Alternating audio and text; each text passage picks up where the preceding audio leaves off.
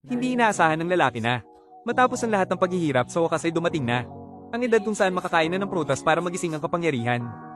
Ngunit pinaglaruan siya ng tadhana. Ang propesyon ng swordsman na inaasam-asam niyang magising ay nakuha ng kanyang kaibigan nung bata pa. Ang mas kakaiba, siya ay isang S-rank na sword saint. Samantalang ang bidang lalaki, pagkatapos kumain ng prutas, ay naging isang magsasaka. Ang kanyang kakayahan ay pabilisin ng pag-aani at pagtatanim ng mga prutas. Isang propesyon na puro suporta lamang. Nadarad ang puso ng bidang lalaki na gustong maging isang adventurer. Nagmakaawa siya sa saintess na bigyan pa siya ng isa pang prutas. Gayunpaman, kapag nagising na ang kakayahan, hindi na ito mababago. Marami rin ang sumubok na makipagsapalaran, na kumain ng pangalawang prutas ng kakayahan upang baguhin ang kanilang kapalaran. Ngunit walang pinagkaiba ang resulta, tiyak na kamatayan ng kanilang sasapitin. Plano ng kanyang kaibigan nung bata pa na aliwin ang nagdadalamhating bidang lalaki. Dahil nangako silang dalawa na magtutulungan sa hinaharap, kaya napagpasyahan niyang magtayo ng taniman ng prutas kasama ang bidang lalaki para magtanim ng mga gulay. Gayunpaman, mahigpit itong tinanggihan ng saintess. Dapat malaman na ang propesyon ng sword saint ay minsan lang sa 10 taon magkakaroon. Sila ang pangunahing puwersa na nagpoprotekta sa bansa. Kaya, dahil sa pagpilit ng saintess, napilitan ng kaibigan nung bata pa na iwan ng bidang lalaki at mag-isang pumunta sa Holy Capital para maging isang adventurer. Simula noon sa loob ng 2.5 buwan. Araw-araw na gumagala ang bidang lalaki sa kanyang taniman ng prutas sa ilalim ng biyaya ng kanyang kakayahan. Ang mga prutas ay bilog, makatas at malusog. Kaya naman, laging nakakakuha ng magandang presyo ang bidang lalaki. Pinalawak at pinaganda niya ang kanyang taniman. Hindi mahirap mabuhay ng maginhawa. Ngunit ang binhi sa puso ng bidang lalaki mula pagkabata, ang pangarap na maging isang adventurer, ay matagal nang nagugat at sumibol. Kaya, tuwing tapos na ang kanyang trabaho sa taniman, naghahanap siya ng puno para pagpraktisan ang kanyang pag-eespada, kahit na madalas siyang nasusugatan dahil sa puwersa ng kanyang pag-swing ng espada. Hindi niya ito itinuturing na kanyang pagkakamali. Sa halip, pakiramdam niya ay dahil sa hindi maganda ang kanyang espada. Kaya, nagtanim pa siya ng mga prutas na may mataas na halaga sa merkado para ipagpalit sa pera at makabili ng magandang espada. Ngunit may nangyaring hindi inaasahan ngayong araw. Si Ayla na pinilit ng village chief na ampunin ng bidang lalaki. Habang nagluluto ng nilagang gulay para sa hapunan, natuklasan ng bata na masarap ang mga kakaibang prutas na nasa bahay. Kaya kumuha siya ng ilan para gawing sangkap. Ngunit hindi niya alam na ito ay nakamamatay na lason para sa bidang lalaki. Pagkatapos inumin ng sabaw, kinakala ng bidang lalaki na hindi na siya makakaligtas. Ngunit ang naramdaman niya lang ay init sa kanyang katawan at hindi sakit. Hindi niya alam na nagising na pala ang kanyang kakayahan bilang sword god. Hanggang sa uminit din ang katawan ni Ayla at nagising ang kanyang propesyon bilang appraiser. Lumabas ang immunity chart ng bidang lalaki sa laso ng prutas, na nagpapaliwanag kung bakit hindi lang siya nakaligtas, kundi mahimalang nagising din ang kanyang kakayahan bilang sword god. Para kumpirmahin ang pinagmulan ng init na nararamdaman niya, agad na kinuha ng bidang lalaki ang kanyang espada at pumunta sa harap ng isang puno. Kung totoo ang kanyang kakayahan bilang sword god, dapat ay kaya niyang hatiin ito, at ng buong lakas niyang inihampas ang espada. Nahati nga ang puno gaya ng inaasahan. Kahit na hindi pa rin makapaniwala ang bidang lalaki, pinatunayan ng katotohanan na siya na ang nag-iisang tao sa mundo na may dalawang kakayahan. Sa wakas ay natupad na ang pangarap ng bidang lalaki na maging isang adventurer. Bukod sa makakahuli na siya ng mga halimaw para sa pabuya, mas gusto na niyang makatabi muli ang kanyang kaibigan noong bata pa. Dahil unang beses pa lang niyang pumasok sa Adventurers Guild, agad siyang binangga ng isang mayabang na lalaking may blonde na buhok. Ngunit hindi siya pinansin ng bidang lalaki. Dahil dito, nagalit ang lalaking may blonde na buhok at binunot ang kanyang espada para turuan ng leksyon ng bidang lalaki. Ngunit hindi niya alam na bakal ang kanyang nabangga. Ang magsasakang nagtitinda ng prutas sa palengke. Sa isang simpleng pag-angat ng espada ay nasangga niya ang buong lakas na atake ng lalaki. Para mailigtas ang natitira niyang dignidad, nagsinungaling ang lalaking may blonde na buhok na pinagbigyan niya lang ang bidang lalaki. At umalis na lang siya ng tahimik. Hindi rin nagtagal ang bidang lalaki. Tumanggap siya ng misyon na puksain ng isang halimaw. At sinama niya si Ayla sa itinakdang lugar. Ang kanilang target ay isang slime na may pabuya na 300 pera. Natukoy ng appraisal na ang slime na ito ay espesyalista sa depensa. Napakahirap talunin para sa mga baguhang adventurer. Para makasiguro, matiyagang umikot ang bidang lalaki sa likod para sumalakay ng biglaan. Ngunit napakaalisto ng slime. Bago pa makalapit ang bidang lalaki ay natuklasan na siya nito. Napilitan ng bidang lalaki na bunutin ang kanyang malaking espada. Akala ko noong una gamit ang bagong natutunang sword god skill. Kaya kung kalabanin si slime kahit ilang beses. Pero pagtama ko kay slime, bigla itong sumabog. Minaliit pa rin ng bida ang kapangyarihan ng sword god. Noong una, ayaw pang hatiin ni Ayla si slime. Pero nang marinig niya sa bida na kapag dinala niya ang mga piraso ni slime, makakabili siya ng 10 bilas. Biglang na-excite si Ayla. Bigla siyang naglabas ng maliit na kutsilyo. At sinimulan ng paghihiwa. Kasabay nito, may narinig silang sigaw ng tulong mula sa malayo. Hindi inaasahan ni Calbot ang kanyang mga kasama na may man-eater sa beginner's plane. Dahil sa takot, nagtakbuhan sila. Dahil sa kabaitan, tinanong sila ng bida kung kailangan nila ng tulong. Pero pagkakita nila sa bida, agad silang nagkaroon ng masamang balak. Itinutok nila ang atensyon ng Man-Eater sa bida. At mabilis na tumakas. Hindi nila alam na ang halimaw na kinatatakutan nilang tatlo ay ikinatuwa ng bida. Kasi, ngayon niya lang nakuha ang malakas sa Sword God skill. Hindi pa siya nakontento sa paggamit nito kay Slime. Kaya, ang pagtalo sa Man-Eater, ang magandang simula ng kanyang adventure. Dahil mahina pa siya. Isang tama lang ng Man-Eater ay malubhan ang kanyang sugat. Ang plano ng bida ay umiwas habang naghahanap ng butas para umatake. Buti na lang, hindi matalino ang Man-Eater. Hindi nagtagal ay nakahanap ng tiyempo ang bida. Isang liit kay Tram ang agad na tumapos sa Man-Eater. Nasaksihan nito lahat ni Kalbo at ang kanyang mga kasama na tulala sila. Buti na lang hindi nila ginalit ang halimaw na ito. Pagbalik sa guild, ibinigay ng bida ang mga materyales mula kay Slime at Man-Eater.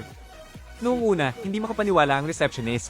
Buti na lang at nandoon ang kasama ni Kalbo para magpaliwanag. Kaya naging seryoso ang receptionist. Kailangan niyang hanapin ng boss para i-report ang nangyari. Biglang umingay sa labas. Bumalik na pala ang S-rank team. Nakita ng bida na ang leader ay ang kanyang kababatang si Lena. Excited siyang lumapit para bumati. Lena. Matagal na tayong hindi nagkita. Nagkakamali ka ng tao. Nalungkot ang bida. Kahit unang beses niyang makatanggap ng reward sa quest, ayaw na niyang mag-celebrate. At habang nilulunod niya ang lungkot sa pagkain, muntik na siyang mamatay sa pagkain ng bilas. May nagabot sa kanya ng tubig. At ang dumating ay ang kanyang kababatang si Lena na nakadisguise. Hindi siya nagsalita. Tinakpan niya ang bibig ng bida para hindi ito makapagsalita. Isang malaking misunderstanding lang pala ang lahat. Hindi nakalimutan ni Lena ang pangarap nilang maging adventurer. Nang malaman niyang nakapag-second awakening na ang bida, at naging adventurer na, tuwang-tuwa siya at napapalakpak. Sayang lang, hindi niya mapayagan ng bida na sumali sa S-rank team. Mataas ang sweldo pero masama ang ugali ng mga miyembro.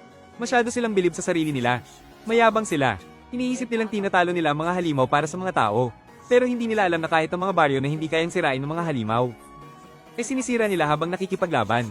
Noong una, gusto pang makipagtalo ni Lena kay Grouse ng kanilang captain. Pero sabi nito, normal lang na may masira habang pinoprotektahan ng mga tao. Hindi may iwasan ng collateral damage. Pero humihingi ng tulong ang mga tao sa mga adventurer para paalisin ang mga halimaw. Para protektahan ang kanilang mga ari-arian. Nalungkot si Lena, kaya kinausap niya ang mas mataas sa Saintes tungkol dito. Pero ganun pa rin ang resulta. Para sa Saintes, ganito nila pinoprotektahan ng mundo. Ang maaalala lang ng kasaysayan ay ang pagtalo ng Saint Team sa higanting ahas. At ang pagligtas nila sa baryo. Tuwing naiisip niya ito, naiiyak si Lena. Hindi man maintindihan ng bida ang glory at justice ng S-rank team. Pero kung hindi siya masaya dun, umalis na siya at sumama sa kanya. Pero sa alok ng bida, isang sorry lang ang sinabi ni Lena at umalis. Iniwan ang bidang naguguluhan. Ano kaya ang ikinalulungkot niya? Para malaman ng totoo, pumasok ang bida sa private room ng Saint Team. Natagpuan si Grouse, nagiinuman pa rin. Sa oras na ito, ang receptionist ng guild ay darating upang iparating ang reklamo ng mga taga-nayon. Nang gumamit sila ng apoy para manghuli ng grizzly bear, natayo nila ang lokal na reservoir. Hindi umamin si Grouse. Sinasabing kahit gaano kakalakas, mahirap iwasan ng maliliit na pagkalugi.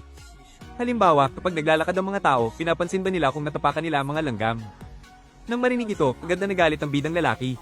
Batay sa kanyang pagkakaintindi sa ugali ni Lena, ang kanyang kababata. Siguradong madalas sa gumagawa ng ganitong mga bagay ang Holy Knights, na nagpapalungkot at nagpapaiyak sa kanya. Kaya, sinigawan ng bidang lalaki si Grouse. Hinihiling na umalis si Lena sa Holy Knights. Gayunpaman, pagkatapos noon, pamitik si Grouse at tinawag ang dalawang malalakas na lalaki para itapon palabas ang nanggugulong bidang lalaki. Pinayuhan ng ibang mabubuting tao ang bidang lalaki na huwag kalabanin si Grouse. Dahil ang nasa likod niya ay ang Saintes na namamahala sa lahat ng adventurer sa bansang ito.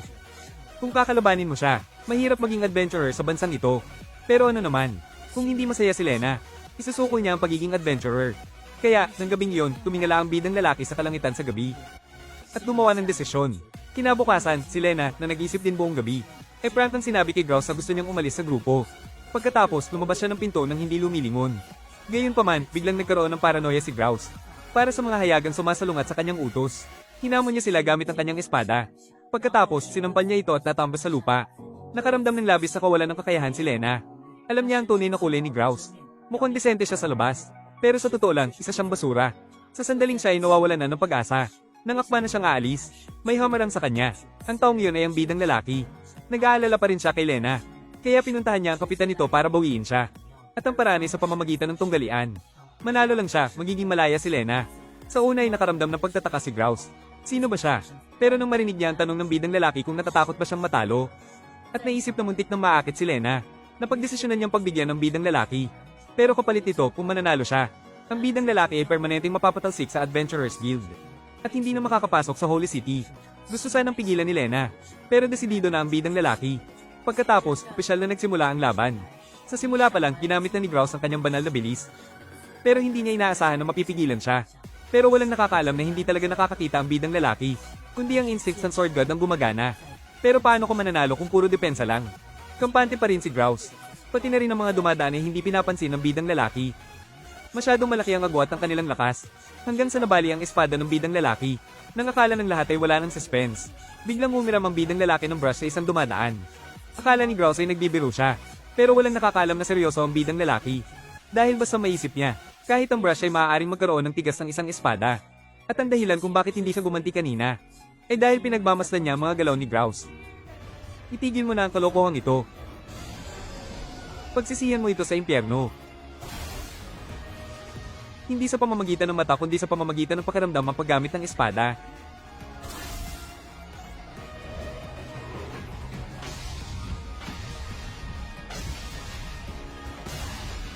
Ang eksenang ito ay nagpamangha sa lahat ng naroon. Alam nilang ang lakas ni Grouse ay parang langit sa kanilang paningin. At nang tanungin ng bidang lalaki si Lena kung gusto niyang sumali sa grupo, hindi na siya nagatubili pa. Pagkatapos sumali sa grupo ng bidang lalaki, 1 linggo na ang lumipas. Nabubuhay pa rin ang bidang lalaki sa pamamagitan ng prutas gaya ng dati. Kung tatanungin kung bakit hindi sila tumatanggap ng misyon, iyon ay dahil pinupuntirya sila ng Saintes. Ang mga misyon na matatanggap nila ay mga simpleng trabaho lamang na may napakababang bayad at laging nangangailangan ng pisikal na paggawa. Pero kahit ganoon, masaya pa rin silang nabubuhay sa mga araw na ito ng kapayapaan. Pero ang hindi alam ng tatlo ay, nagsisimula pa lang ang pagpuntirya ng Saintes. Inutusan niya lang ang iba, na maganda para bigyan ng grupo ng bidang lalaki ng isang super S-rank na misyon. Hindi inaasahan ng lalaki, na dahil lang sa Sword God skill na nagising niya, ay lumampas na siya sa kontrol ng Saintes. Kaya, para maalis ang panganib, ang kalaban ay sa simula pa lang, ay nagpadala ng isang S-rank na Necromancer, para harapin siya, isang baguhang adventurer. Sobrang overkill naman to, at ang lahat ng ito ay nagugat sa misyon na kanyang tinanggap kamakailan lamang. Dahil sa kanyang antas, karaniwan, ay mga simpleng trabaho lamang ang kaya niyang tanggapin. Kaya naman, nang biglang malaman, na mayroong misyon na imbestigahan ang pagkawala ng mga adventurer, matapos nilang tanggapin ang misyong ito, ay hindi siya nagatubiling pumayag. Tutal, bukod sa kanya, si Lena, ang kanyang kababata, ay isang dating S-rank na Sword Saint. Ngunit hindi niya inaasahan na pagdating sa itinakdang lugar, ang kanyang makakaharap ay higit pa sa kanyang inaakala. Akala niya mga halimaw ang lalabas, ngunit mga undead pala na hindi pa niya nakita noon. At ayon sa pagsusuri ni Ayla, hindi lamang sila nagtataglay ng sariling kakayahan, kundi kayahin nilang gumawa ng mas maraming kauri sa pamamagitan ng pagkagat sa mga buhay na tao. At ang mga adventurer na nasa harapan nila, ay ang mga nawawalang adventurer. Habang natulala ang bida, si Lena ay nakapatay na ng ilan. Ito rin ang unang beses na nasaksihan niya ang galing nito, ngunit hindi niya inaasahan na batay sa uri ng kalaban, ay mabilis nitong binabago ang paraan ng pakikipaglaban. Ang puso ng mga undead ang kanilang kahinaan, ngunit ang bawat atake ni Lena ay tumatama rito. Samantalang ang mga kalansay naman ay pinuputol niya ang gulugod, bagamat mas mataas ang kanyang Sword God skill kaysa sa Sword Saint. Ang problema ay hindi pa niya ito lubos na nakokontrol.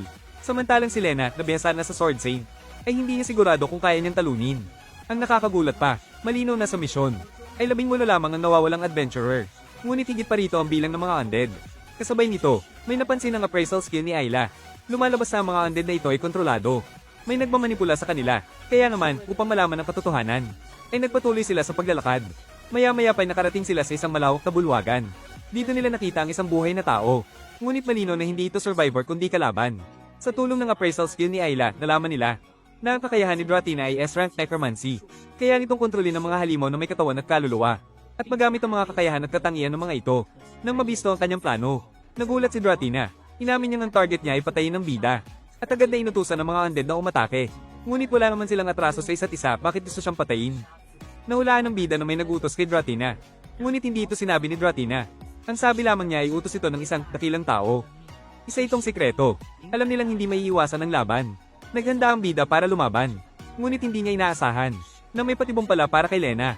May 2 undead na nakabantay sa kanya. Nagulat si Lena nang makita ang 2 undead. Sila ang kanyang mga senior nung baguhan pa lamang siyang adventurer. Malakas ang mga ito, ngunit ang mas mahalaga, ayaw ni Lena na saktan sila.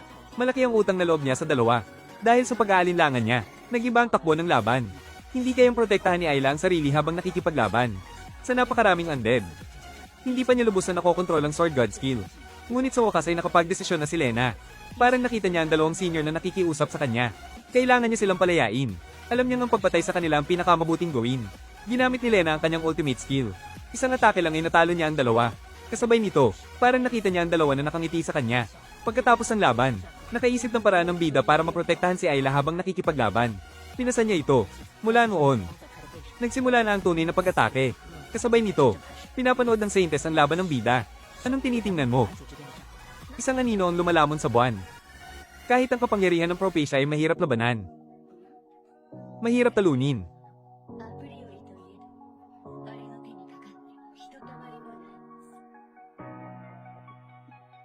Hindi inaasahan ng lalaki na kahit kaya niyang mag-awaken ng unlimited skills. Bukod sa unang awaken niyang S-rank Sword God skill, puro walang kwentang skills sa mga sumunod. Halimbawa, ang resistance siya sa insekto ay maaaring magpalayo sa mga insekto. O ang kasanayan sa pang-akit ay maaaring makaakit ng mga pusa. Gustong-gusto ito ng batang babae. Ngunit ngayon ay oras na para mabuhay. Kung hindi makakuha ng S-rank na kasanayan ng bidang lalaki, lahat ay lalamunin ng demonyong dragon sa harap nila. Sa simula, ang mga kalaban ng necromancer ay maaari lamang magpatawag ng mga zombie. Kahit na marami sila at medyo mahirap talunin. Basta mahanap mo ang espesyal na zombie na may kakayahang magpatawag. Ang paglilinis sa lahat ng undead ay magiging madali lamang. Ngunit hindi inaasahan ng bidang lalaki. Dahil nabigo ang plano, nagpa siya si Dratine na sumugal. Ginamit niya ang lahat ng kanyang lakas para magpalabas ng isang hindi kilalang nilalang mula sa ibang mundo. Sa susunod na segundo, isang malaking magic circle ang lumitaw sa itaas. At ang napatawag ay isang higanting dragon na may itim na kaliskis. Kahit si Dratine mismo ay medyo nagulat. Dahil hindi ito isang nilalang na maaaring kontrolin ng tao.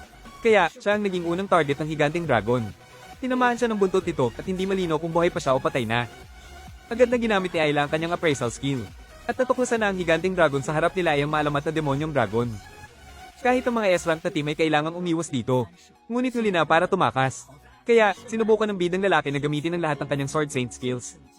Ang resulta, hindi lang walang epekto ang kanyang pag-atake sa kaliskis ng dragon. Nabali pa ang kanyang espada. Lumalabas ang demonyong dragon ay may mataas na resistensya sa mga pag-atake ng espada. Lubos nitong kinukontra ang S-rank sword skills ng bidang lalaki at ni Lena. Sa oras na ito, hindi sila maaaring lumaban o tumakas.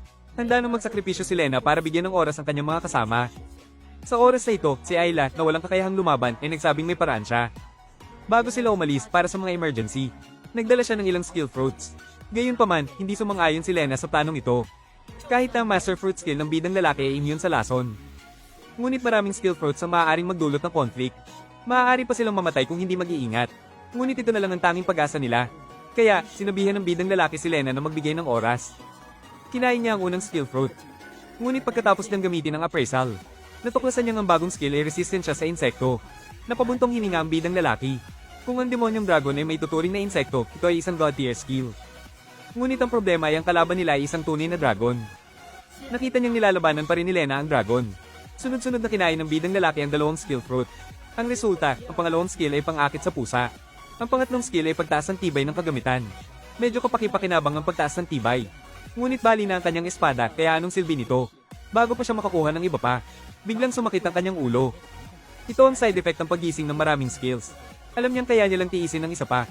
Kung malas pa rin siya sa pagkakataong ito, mamamatay silang lahat dito. Sa gitna ng krisis, nanalo ang bidang lalaki sa kanyang pagsusugal. Hindi man ito isang god tier skill. Ngunit epektibo ito laban sa demonyong dragon. Ang skill ay pagpatawag ng Sleep Fairy. Ang pulbos na inilalabas nito ay maaaring magpatulog sa kahit anong nilalang. Kahit ang isang high level na demonyong dragon ay hindi ligtas dito. Ngunit kung walang hindi inaasahang mangyayari, may mangyayaring hindi inaasahan. Mukhang naramdaman ng demonyong dragon ang banta ng Sleep Fairy. Nagpumiglas ito para manatiling gising. Bago pa makalapit ang pulbos sa ulo nito, natanggal na ang karamihan nito. Tiningnan ng bidang lalaki ang bali niyang espada at may naisip. Ang pinakamalayong distansya na maaaring kontrolin ng Sleep Fairy ay 3 metro. Para mahipnotismo ito, kailangan niyang makalapit sa ulo nito. Pinulot niya ang bali niyang espada. Kahit bali na ito, may tuturing pa rin itong espada. Magagamit pa rin ng bidang lalaki ang kanyang Sword God skill habang hawak ito. Ginamit niya ang skill para patasin ang tibay ng bali niyang espada. Pagkatapos ay inihagis niya ito sa kisame. Gumuho ang bubong. At ginawa ito ng bidang lalaki. Para makatapak sa mga debris at makalapit sa ulo ng demonyong dragon. Mabilis na nangyari ang lahat. Kahit ang demonyong dragon ay natulala. Bago pa ito makapalag, nahihipnotismo na ito at nakatulog. Tumakas ang 3. Sa wakas ay nakalabas sila sa huling minuto. Pagkatapos ay bumalik sila sa bayan. Nakahinga ng maluwag ang bidang lalaki nang makita niyang ligtas silang nakabalik. Ngunit ang sakit na naramdaman niya kanina ay bumalik sa kanyang katawan. Sa wakas ay bumagsak siya sa lupa ng walang lakas. Masasabi lang na ang bida ay siya rin nagdulot ng sarili niyang pagkatalo. Bakit hindi siya kumain ng maraming prutas bago lumabas? Hindi inaasahan ni Lena na ang kakayahang appraisal na tila ordinaryo lang ay isa palang kakayahang kumita ng pera. Namamasyal lang siya kasama si Ayla nang aksidenteng natagpuan ng isang batong basta na lang nakalagay na sa katunayan ay isang napakahalagang diamante. Kahit ang matagal ng negosyante hindi kailanman natuklasan ng bakas, masasabi lang na gamit ang kakayahang ito. Kahit ang pagpulot ng mga natira ay sapat na para mabuhay ng maayos. Pagkatapos, ang dalawa ay pumunta sa tindahan ng damit. Ang plano nila nung una ay pumili ng angkop na armor para kay Ayla. Ngunit hindi inaasahan na mali ang pagkakaintindi ng tindera. At hinayla si Lena para magsukat ng ilang magagandang damit. Sayang at nagpapagaling pa ang bida sa bahay kaya hindi niya nakita. At ngayong araw, bukod sa pagbili ng armor para kay Ayla, kailangan din nilang iulat ang detalye ng sitwasyon ng Evil Dragon sa guild. Para kay Lena, mas mahalaga ang pag-alam sa reaksyon ng guild. 2.5 araw na ang nakalipas, ang misyon na tinanggap nila ay malinaw na B-rank lang. Gayunpaman, may kalaban na nag-aabang sa mansyon. Lumitaw pa ang isang Evil Dragon na higit pa sa S-rank. Malinaw na may taong gustong patayin sila sa guild. Plano ni Lena na alamin kung sino ang mastermind sa ulat na ito. Ang pinakasuspeka ay ang madre. Ngunit ang direktang tanong ay hindi pinansin ng mga nakatataas sa guild. Mas interesado sila sa kinaroroonan ng Evil Dragon. Nagpadala ang guild ng mga tao para mag-imbestiga pagkatapos. Hindi nila natagpuan ang bangkay ng Evil Dragon sa ilalim ng mga guho ng mansyon. Ibig sabihin ay buhay pa ito at hindi alam kung nasaan. Hindi maaaring pabayaan ng guild ang isang mapanganib na bagay na tulad dito. Ngunit mahirap ang pagsubaybay dito. Maliban na lang kung may parte ng katawan nito. Sa puntong ito, nilabas ni Lena ang isang bagay. Sa huling sandali nang gumuho ang mansyon noong araw na yon, kinuha niya ang kaliskis ng Evil Dragon na ito. Gamit ito, masusubaybayan ng guild ang Evil Dragon. Ngunit sadyang nagbigay ng kondisyon si Lena. Hiniling niya sa mga nakatataas sa pumayag na imbestigahan ng mga kaugnay na record ng kalaban. Ang imbestigasyon ay kailangan ng pagsang-ayon ng lahat ng 4 na direktor ng konseho. Ang aksyon na ito ay talagang ikinagulat ng madre. Dahil naroon din ang ibang mga nakatataas, hindi niya ito matanggihan. Napilitan siyang pumayag sa kahilingan ni Lena nang gamitin ng direktor ng imbestigasyon ng kakayahang Scholar's Eye para imbestigahan ang mga record ng guild. Mabilis silang natuklasan ang impormasyon tungkol kay Dratina. 12 taon na ang nakalilipas, nakatanggap siya ng skill fruit mula sa madre. At nagising ang kakayahang necromancy. Biglang napunta ang mga mata ng paghihinala sa madre. Gayunpaman, ang bida na ito ay hindi nagpakita ng kahit anong pagkataranta. Sinabi niya na bawat taon ay nagbibigay siya ng kakayahan sa halos 1,000 tao. At ang maliit na bagay na nangyari 12 taon na ang nakalilipas ay tuluyan na niyang nakalimutan. Nang marinig ito, hindi na makapagpatuloy sa pagtatanong si Lena. Ngunit malinaw na kaya na hinala ang madre. Ngunit bago pa siya makapag-isip ng mabuti, kusang binanggit ng madre ang ibang bagay. Simula ngayon, ang koponan na itinatag ng bida ay itatanggal sa Adventurers Guild. Dahil lang sa dati ay kabilang si Lena sa isang S-rank na koponan, nagreklamo ang kapitan sa guild. Sinabi niya na gumamit ng dahas ang bida para makuha si Lena ng iligal. Habang gulat ang lahat sa balitang ito, nagkataong dumating ang bida sa hall. Noong una, sinabihan siya ng 2 babae na magpagaling sa bahay at bawal lumabas. Ngunit hindi niya mapigilan ang kanyang kuryosidad. Akala niya ay papurihan siya dahil natalo niya ang Evil Dragon. Pagdating niya ay nalaman niya na malapit nang matanggal ang kanilang koponan. Gayunpaman, kalmado lang siya sa bagay na ito. Para sa kanya, kahit nakarehistro man sila sa guild o hindi, hanggat nananatili ang 3 miyembro ng kanilang koponan, hindi matatanggal ang koponan. Sa puntong ito, tila gumamit ang madre ng isang misteryosong kakayahan sa bida. Ngunit ang nakita lang ay isang malalim na kalangitan na puno ng mga bituin. Nang makita ito, nagbago ang isip niya. Sinabi niya na maaari niyang kanselahin ang parusa ng pagtanggal sa koponan. Ngunit ang kondisyon ay kailangan manghuli ng bida ng isang S-rank na halimaw. Alam ng mga matatalino kung ano ang plano ng madre. Ngunit pumayag agad ang bida ng walang pag-aalinlangan. Kahit sinabi ni Lena na maaaring patibong ito, hindi natakot ang bida. Para sa kanya, basta't harapin niya ang lahat ng humaharang sa kanya. Lahat ng mga plano at patibong ay magiging walang kabuluhan. Hindi nagtagal, natanggap nila ang misyon na ito. Ang layunin ay talunin ng isang kakaibang halaman na may S-rank na lakas. Sa puntong ito, sinabi rin ni Ayla ang kanyang natuklasan. Sa nakaraang pulong, maraming beses niyang ginamit ang kasanayan sa pagsusuri para suriin. Ang resulta ay walang nakitang anumang kasanayan ng madre. Maliwanag na mayroong nakialam sa pagsusuri. At bago puksain ng halimaw na antas S, kailangan ng bida na makahanap ng angkop na espada. 2 beses na niyang nabali ang mga espada. Napawang mga karaniwang kagamitan na ibinigay ng samahan. Ngayon kailangan niyang magpagawa ng sarili niya, na kayang tumagal sa espesyal na kagamitan ng Diyos ng espada na antas S. Aabutin ito ng ilang araw. Sabi naman ni Lena, sa panahong ito, pupunta siya sa bayan ng Athena. Doon unang nagising ng necromancer ni Dratina. Plano niyang pumunta doon para mag-imbestiga kung may makikitang bakas. Hindi inaasahan ng bida, na ganito kalakas ang malamat na panday. Maliwanag na gumagawa ng gunting. Binigyan niya ang bida ng isang piraso ng kahoy para subukan. Nang ginupit ng gunting, ang kahoy ay parang papel na nahati sa 2. Labis itong ikinagulat ng bida. Ganoon kitilim ang isang gunting. Paano pa kaya kung espada? Dapat malaman na pumunta siya sa kanluran para magpagawa ng espada na kayang magdala ng kasanayan na antas S. Noong una, hindi alam ng bida ang pagkatao ni Monica. Nakita lang niya ang kawalan ng katarungan kaya pinalayas niya ang mga siga na nang-aapi sa kanya. Hindi niya inaasahan na ang babae pala ay ang may-ari ng maalamat na Balls Tool Shop. Ngunit nang sundan nila si Monica papunta sa tindahan, doon nila natuklasan na may mali. Dahil malinaw na tool shop ito. Pero puro pang araw-araw na gamit na bakal ang ipinakilala ni Monica sa kanila. Tulad ng kawali para sa takoyaki, o iba't ibang hugis ng molde na bakal. At ang presyo ay talagang pang black market. 2,000 ginto para sa ilang kawali. Siguradong hindi bibili ang bida. Sa halip, mas interesado siya sa asarol na nasa sulok. Tutal, bago naging adventurer, isa siyang magsasaka. Nang marinig yun, sinabi ni Monica na ilabas ang bida ang kanyang mga kamay. Matapos ang maingat na pagsusuri, sinimulan niya agad ang paggawa. Bilang pasasalamat sa pagliligtas sa kanya. Ang nakakagulat, si Monica ay may natatanging kasanayan ng isang panday, ang super refining. Na kayang ilipat ang 100% ng katangian ng material sa kagamitan. Wala pang 2.5 minuto, natapos niya ang paggawa ng gunting. Na kayang gupitin ang kahoy ng madali. Nang makita ang tunay na kakayahan ni Monica, nalaman ng bida na siya ang maalamat na panday na hinahanap niya. Kaya, ganyang hiniling kay Monica na gumawa ng espada para sa kanya. Ito ang dahilan kung bakit siya pumunta sa kanluran. Ngunit hindi inaasahan ng bida. Natatanggihan siya agad.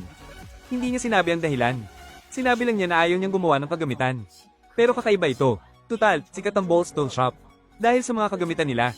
Gayunpaman, ang tinutukoy na tindahan ng bida ay wala rito. Kundi ang tindahan sa tapat na pinamamahalaan ng ama ni Monica. Dinala niya ang bida sa kanyang ama. At hiniling na tulungan niya ang bida na gumawa ng espada. Kitang-kita na hindi maganda ang relasyon ng mag-ama. Hindi pa natatapos ang usapan tungkol sa kagamitan ay nag-away na sila. Sa kasamaang palad, may natanggap na order ang tindahan na aabuti ng kalahating taon. Kaya wala silang oras para gumawa ng kagamitan. Walang magawa, umalis na lang ang bida at nag-isip ng ibang paraan. Maya-maya, may isang apprentice na sumunod sa kanya. Ang apprentice na ito pala ay tagahanga ng bida. Naunang natalo ng bida ang isang adventurer na antas sa isang suntok lang sa plaza. Nagkataong nandoon ang apprentice para manood ng laban. Ipinaliwanag niya na si Monica ang maalamat na panday. Pero may nangyari kalahating taon na ang nakalilipas. Binugbog ng mga magnanakaw ang lola ni Monica. Kahit mabilis na nahuli ng mga adventurer ang mga kriminal. Nakita sa nakumpiskang espada ang pangalan ni Monica. Ang espadang ginawa niya matapos may benta, ay naging sandata ng mga kriminal. Dahil hindi niya matanggap na ang espadang ginawa niya ang dahilan ng pagkamatay ng kanyang lola. Mula noon, humiwalay na siya sa kanyang ama para magnegosyo. Gayunpaman, hindi alam ni Monica na ang paggawa ng espada ng kanyang ama ay para protektahan siya. Ang order na natanggap niya ay mula sa mga negosyante ng espada. Kung hindi siya makakagawa ng maraming espada, gagamitan nila siya ng dahas para mahuli si Monica. Para protektahan ang kanyang anak, maraming beses nang nakipagkompromiso ang may-ari ng tindahan. Bago umalis, pinagsabihan niya ang bida na huwag ipagsabi ang nangyari. Pero mali ang akala niya sa mga negosyante ng espada. Nang gabing yon, kinuha nila si Monica at nag-iwan ng mensahe para sa bidang lalaki na pumunta mag-isa sa underground arena para iligtas siya. Lumalabas na ang mga ngalakal ng espada ay kabilang din sa grupo ng madre. At lahat ng espadang ginawa ay para sa madre. Nagkataong nakita nila ang bidang lalaki ngayon. Kaya napagdesisyonan nilang samantalahin ng pagkakataon. Una, gawing alipin si Monica para sa madre. At hayaang mahulog sa patibong ang bidang lalaki. Gaya ng inaasahan. Dumating nga mag-isa ang bidang lalaki. Para matalo siya, naghanda pa ang mga ngalakal ng isang higanting halimaw na toro. Akala nila madali lang nilang mahuhuli ng buhay ang bidang lalaki. Ngunit pinaliit nila ang kakayahan niya. Kailangan lang ng bidang lalaki na pakawalan ng kanyang diwata ang pollen na nakakapagpatulog. At agad na nakatulog ang lahat pati na ang halimaw. Nailigtas niya si Monica nang walang kahirap-hirap. Hindi inaasahan ng lalaki na. Ayaw pala ng santa na mamatay ang bidang lalaki. At gusto niya itong mahuli ng buhay. Hindi ito matanggap ng lalaki na isang tapat na tagahanga ng santa. Pero naisip niya na ayos lang din naman. Dahil sigurado siyang nakulong na sa patibong ang bidang lalaki. At dahil dito, makakalapit na siya sa santa. Pagbalik niya sa kanilang kuta, nakita niya na lahat ng tauhan niya ay tulog. Samantala, dinala na ng bidang lalaki si Monica pabalik sa paggawaan ng espada. Nagdesisyon ng may-ari na putulin ang koneksyon nila sa Blackbird Trading Company. Pero para mapanatili ang negosyo, magpapatuloy pa rin siya sa paggawa ng espada. Dahil gabi na, pinatulog muna sila ng may-ari. Napansin ng bidang lalaki na inaantok na rin si Ayla. Kaya pumayag na rin siya magpalipas ng gabi. Nagtaka ang bidang lalaki kung marunong din gumawa ng espada ang asawa ng may-ari. Ngunit isa lang pala itong simpleng may bahay. Araw-araw siya ang nag-aalaga sa mga tao sa paggawaan. Kaya naniniwala siya na mas mabuting hindi makialam sa alitan ng kanyang asawa at anak. Ito ay kompetisyon sa pagitan nila bilang mga ngalakal. At wala naman siyang magagawa para maimpluwensyahan sila. Pero hindi ganito ang iniisip ng bidang lalaki. Dahil halos pareho ang pananalita ni Monica at ng kanyang ina. Ibig sabihin, malaki ang impluwensya niya kay Monica. Kaya magaling na rin siya. Kalaunan, nawala na ang epekto ng mahikang pampatulog kay Monica. Ang dagger na hawak niya ngayon ay ang unang bagay na ginawa niya nung bata pa siya. Kahit ang kanyang ama na bihirang pumuri ay sinabi na magaling siya. 3 taon na ang nakalilipas nang makuha niya ang kakayahang magpanday. Inisip niya na nakatadhana siyang maging panday. Pero ngayon, parang wala namang kwenta ang dagger na ito. Para sa kanya, ang kasiyahan ng isang panday ay nagmumula sa papuri ng mga mamimili at sa pagkita ng pera. Pero simula nung mamatay ang kanyang ina, nagbago ang pananaw niya. Ayaw na niyang gamitin ng iba mga gawa niya para manakit ng tao. At natatakot na rin siyang gumawa ng mga armas. Nagtanong siya kung nakapatay na ba ang bidang lalaki. Siyempre, nakapatay na. Pero mula sa pagiging tao, naging undead na lang. Noong una, nalilito rin siya. Pero ang kagustuhang protektahan si Ayla ang nagbigay sa kanya ng lakas ng loob. Hindi alam ng lahat na hindi pa sumusuko si Zomdo. May plano na naman siya. Sa pagkakataong ito, siya mismo ang wawasak sa kanila. Kinabukasan, inalagaan ni Monica ang mga halaman sa bahay. Pero mukhang hindi maganda ang ani ngayong taon. Nakita ito ng bidang lalaki at ginamit ang kanyang kakayahan bilang master ng prutas. Agad na namulaklak at namunga ang mga halaman. Namangha si Monica, paano niya kaya ginawa yun kahapon? Napinatulog ang mga tauhan ng Blackbird Trading Company. Siguro isa rin yung uri ng kakayahan. Walang nakakaalam na ang kakayahan ng bidang lalaki bilang master ng prutas ay nagbibigay sa kanya ng kakayahang kumain ng walang limitasyong devil fruit. Kaya lagi itong daladala ni Ayla. Hindi makapaniwala si Monica, imposibleng mangyari yon. Biglang may malakas na ingay na narinig. Pagdating nila sa pagawaan, nakita nila na lahat ay nahuli ng Blackbird Trading Company. Gusto ni Zomdo na makausap ang bidang lalaki sa labas. Nakita ng bidang lalaki na parang hindi pa natuto ang kalaban. Kaya balak niya ulit silang patulugin. Ngunit isa palang lightning mage si Zomdo. Kaya niyang gumawa ng barrier gamit ang kidlat para hindi makalapit ang pampatulog na pollen. Para makaganti sa bidang lalaki, sinimulan ni Zomdo na sirain ang mga gusali sa paligid. Desidido siyang makuha si Monica. Gamit ang kakayahan ni Monica sa pagpapanday, makakagawa siya ng maraming armas gamit ang mga murang materyales para makagawa ng mga dekalidad na kagamitan. Para sa isang negosyante ng espada, ito ay isang magandang pagkakataon. Hindi tulad ng mga mumurahing gamit na hawak niya, walang kwenta. Hindi natuwa si Monica ng mga panday na nagsikap. Sa paggawa ng mga espada ay minamaliit ng ganito. Sinabihan ng bidang lalaki si Monica na umatras muna. Susunod, tuturuan niya ng leksyon ng tusang negosyanteng ito. Nagbigay ulit ng kondisyon si Zomdo sa kanila. Kung magpapagapos lang ang bidang lalaki at si Monica, papayag siyang palayain ng lahat ng tao rito. Hindi na kailangan sabihin, tumanggi rin ang bidang lalaki. Gusto niyang ipahuli si Zomdo sa Security Bureau. Agad na ginamit ang Sword God skill, mabilis na lumapit. Pero isa lamang itong patibong. Para lang kunin ang mahabang espada sa lupa at lumaban. Gayunpaman, ang atake ng bidang lalaki ay hindi kayang lagpasan ng harang na kidlat. Sa kabaligtaran, sa pagharap sa bola ng kidlat ni Zomdo, walang laban ng bidang lalaki. Hindi niya mahulaan ang trajectory ng bola ng kidlat. May napansin si Monica. Pinahingi niya ng tulong kay Ayla para suriin ang materyales ng bola ng kidlat. Lumalabas sa lahat ito ay gawa sa bakal. Kaya gumawa si Monica ng kawali. At sinabihan ng bidang lalaki na gamitin ang kawaling ito para saluhin ang mga bola ng kidlat. Sa sumunod na sandali, sa muling pag-atake ng bola ng kidlat, hinigop ng kawali ang lahat ng ito sa butas. Dahil nilagyan ni Monica ng magnet ang kawali. Sayang lang at nakalimutan niyang lagyan ng insulator ang hawakan. Nakuryente pa rin ang bidang lalaki. Gayunpaman, sinigurado niya kay Monica na unti-unti nang nasasanay ang mga mata niya. Pero nasira ang mahabang espada niya sa pagsalag sa atake. Alam ni Monica na kailangan niya ng mas matibay na armas. Pero siya mismo ay nasa alanganin. Iniisip ang kanyang lola na namatay ng malagim, hindi niya talaga ito magawa. Habang nagdadalawang isip, nataman ulit ang bidang lalaki. Sinabihan niya si Monica na isama na agad si Ayla at umalis. Siya na ang bahala kay Zomdo. Nakita ang pagsasakripisyo ng bidang lalaki para protektahan sila. Ayaw na ni Monica na maging duwag. Sa wakas ay nagdesisyon na siyang gawin ito. Kaya, binalik niya si Ayla sa pandayan. Kasabay nito, ang atake ng bidang lalaki ay hinarang muli ng harang na kidlat. Hindi lang yon, nakakagawa rin si Zomdo ng espada ng kidlat. Gamit lang ang espada niya, hindi ito kayang putulin ng bidang lalaki. Dahil kayang ay compress ni Zomdo ang kidlat para gayahin ang katigasan. Pero ang hindi inaasahan ng bidang lalaki ay kayang baguhin ni Zomdo ang katangian ng espada ng kidlat anumang oras. Kapag hindi nag-ingat, matatamaan siya. Nakita ito, ginamit din ng bidang lalaki ang Sword God skill sa pinakamataas na antas. Pero hindi niya inaasahan na hindi lang pala magaling na swordsman si Zomdo, kundi isa ring martial arts expert. Wala nang nagawa ang bidang lalaki kundi ikumpas ang espada para makahanap ng tiyempo. At habang hindi nakatingin ang kalaban, umatake mula sa ibaba. Isang danat ulong PHINO foam. Galit na sinabihan ni Zomdo ang bidang lalaki na wala itong sportsmanship. Isa siyang mage at nakipag-espada na nga sa bidang lalaki.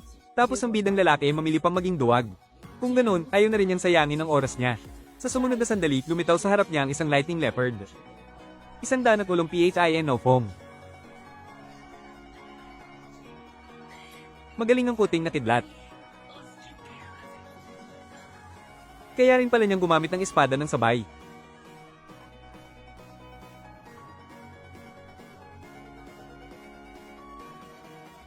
Pagod na ako.